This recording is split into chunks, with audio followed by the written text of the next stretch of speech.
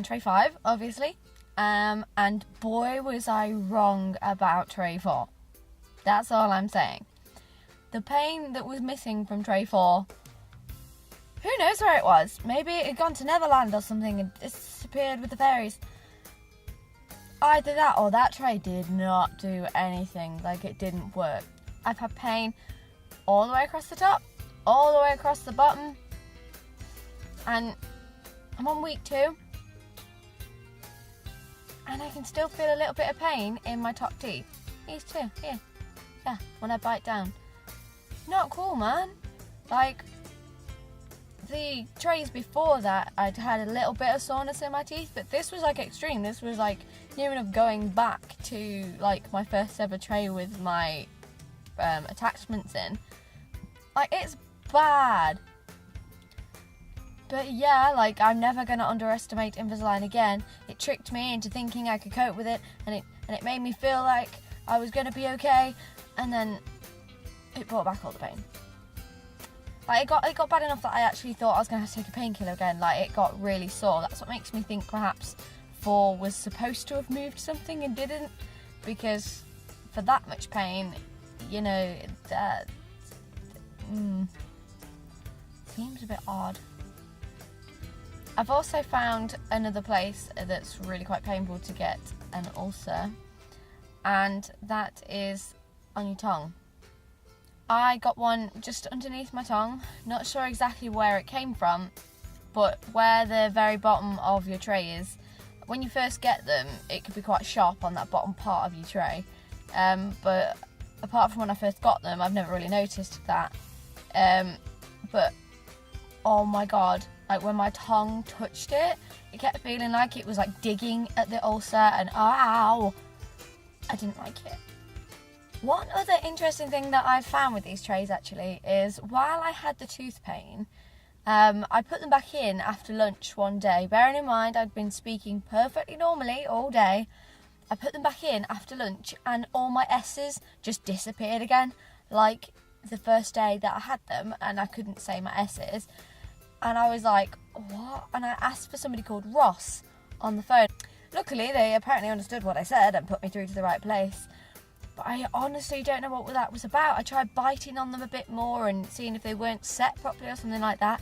But it was crazy. I just completely lost the ability to say S for a bit, which was a little embarrassing. Another thing I've done with these trays is I actually went out on a night out and tested that out. I was worried the entire time about staining the trays and staining my attachments. I tried to stick to drinks that didn't have any colour, but I will admit I did have some cider with some blackcurrant in it, and they don't really seem stained, so that's really good. I know you're told not to drink anything but water with them in and things like that, but to be honest, I mean, I think that's more guidance than anything, and I think it's more to do with the fact it holds the sugars against your teeth and causes your teeth to rot.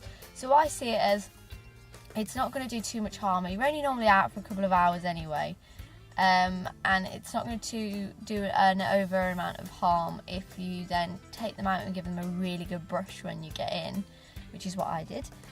But I will admit that it felt really dirty, like all night. Like I felt like I needed to take them out. I got extra like quite sticky spit around and stuff, and it wasn't very nice when I took them out. They were sort of caked up in, I'm assuming, like sugar stuff. But yeah, they were pretty gross when I took them out. But like I say, brushed them really well and made sure my teeth were brushed really well. And hopefully, fingers crossed, that will be okay. One other thing that I actually found when I went out for the night out is it's far less embarrassing to go in and brush your teeth when you're drunk. I didn't even worry about it at all. Whereas normally I'm kind of like, oh, go out of the bathroom, I don't want to brush my teeth in front of people. And people just look at you like, what the hell are you doing? They think you're doing false teeth or something and you're not. And it's really awkward. Yeah, I don't know, maybe I'm still kind of new to it. Maybe by the end of this process I'm not even going to think twice about it. But at the minute I still find it quite hard, like, to go in and just, while people are in there. I don't mind if people aren't in there, but if there's people in the bathroom, then I'm like, are they watching me?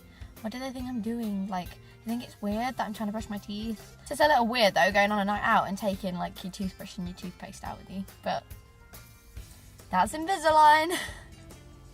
We'll have a look, see if there's any movement. I don't think so.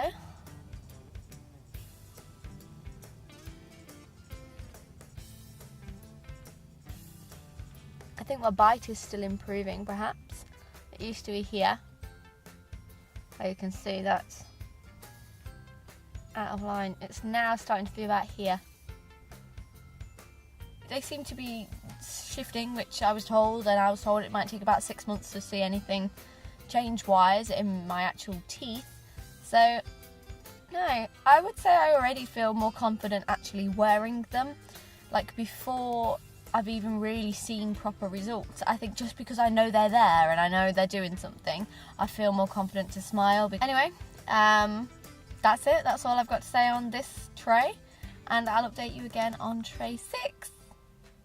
Bye.